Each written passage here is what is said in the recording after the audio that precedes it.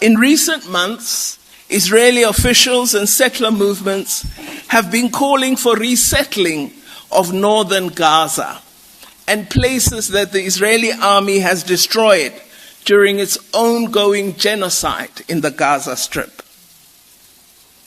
We need to stress that there can be no solution to the situation for as long as the international community continues to ignore Israel's systematic human rights transgressions and settler colonial apartheid project, and through it sustains the illegal Israeli colonial settler project at the cost of Palestinian liberation.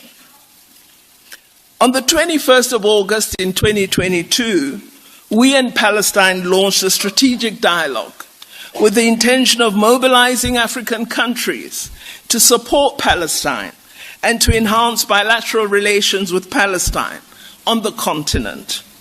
The other objective was to exchange views based on the South African experience that will assist to end Israeli domination in Palestinian territories, as well as to support Palestine in raising international awareness on the plight of their people, particularly the expansion of illegal settlements by Israel.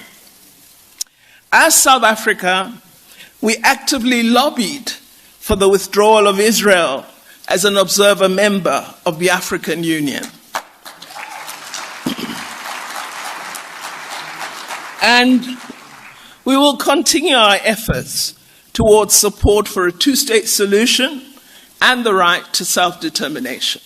And I must, in talking about the AU battle that we have to wage, I must thank Namibia and Algeria for their support.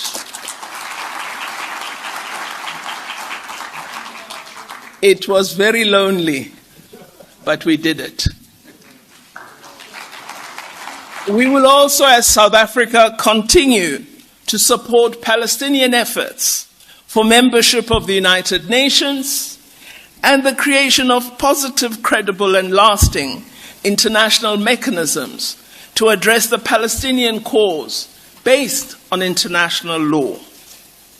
I hope all of you present here who come from many different countries have written to your foreign ministers to ask them how they voted on the resolution on membership of the United Nations for Palestine.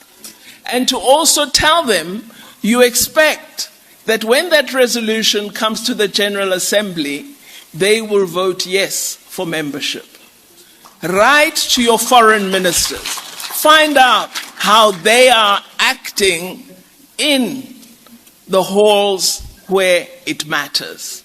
The activism you have committed to by being present here means that you are aware of everything, means that you write on everything, means that you petition on everything.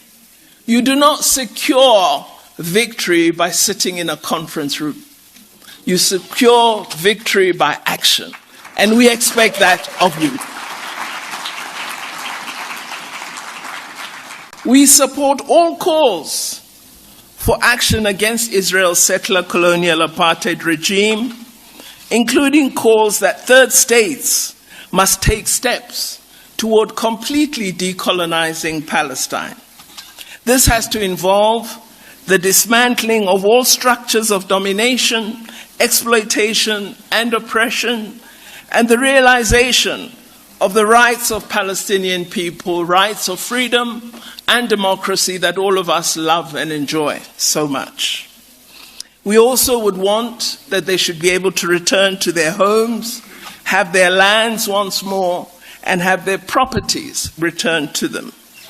Third states need to recognize and condemn, including through regional and international organizations, Israel's discriminatory laws, policies, and practices which have cumulatively established and continue to maintain an apartheid regime of systemic racial oppression and domination over the Palestinian people.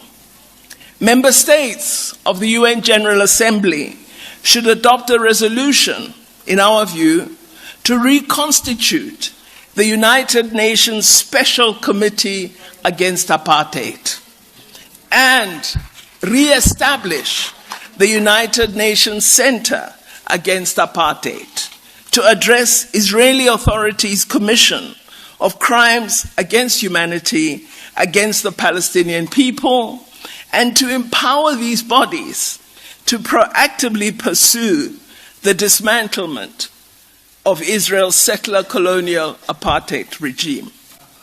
We would also like to see the Office of the Prosecutor of the International Criminal Court expedite the current investigation into the situation in Palestine, including into war crimes and crimes against humanity, comprising the crimes of apartheid, of population transfer, of appropriation and destruction of property, of pillage, of persecution, of willful killing, of murder and torture carried out on the Palestinian territory. As South Africa, we remain committed to ending impunity for war crimes, crimes against humanity, and genocide. The situation in Palestine should be prioritized by the ICC in order to deliver justice to the victims of these grave crimes. Our country is among the countries that made presentations from 19th to 26th February this year at the International Court of Justice public hearings, following the request for an advisory opinion in respect of the legal consequences arising from the policies and practices of Israel in the occupied Palestinian territory, including East Jerusalem. We made our presentation on the 20th of February this year, and in our presentation we told the court that Israel is responsible for apartheid against Palestinians, and its occupation is inherently and fundamentally illegal, and by implication, it is in violation of the Palestinian people's right to self-determination.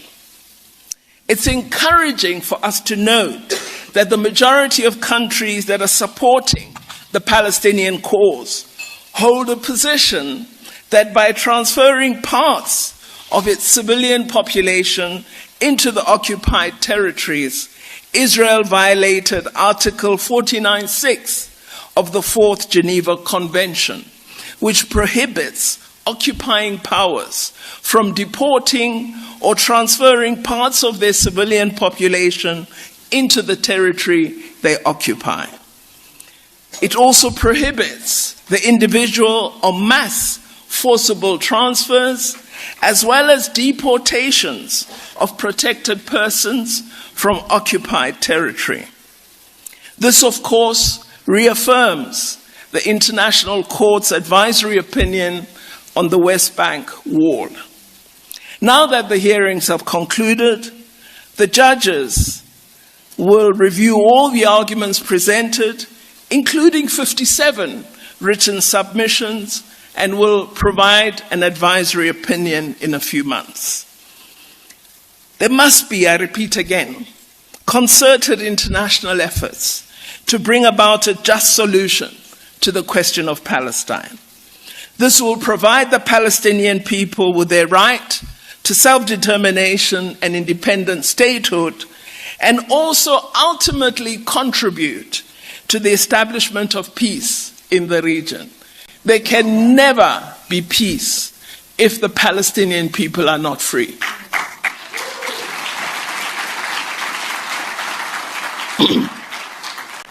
So it's imperative for us to revitalize international action and seek avenues for justice. We must intensify the call for international action, with the UN playing a leading role to find a solution premised on a just settlement with just laws that are rights-based. We must, as the international community, seek a solution which facilitates equality and equity for all who have the right to live in the territories of Israel and Palestine. In the absence of these, we will not achieve the objectives we wish.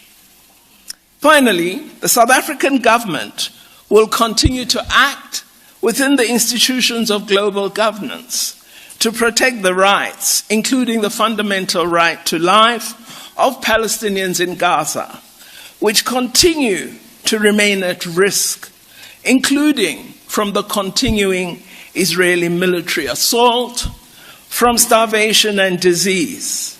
And we hope to work to obtain the fair and equal application of international law to all in the interests of our collective humanity.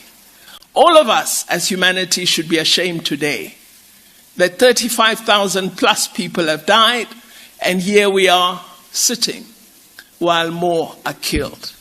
Maybe if we could find a way, we should all go to Palestine and be the wall of protection of civilian people.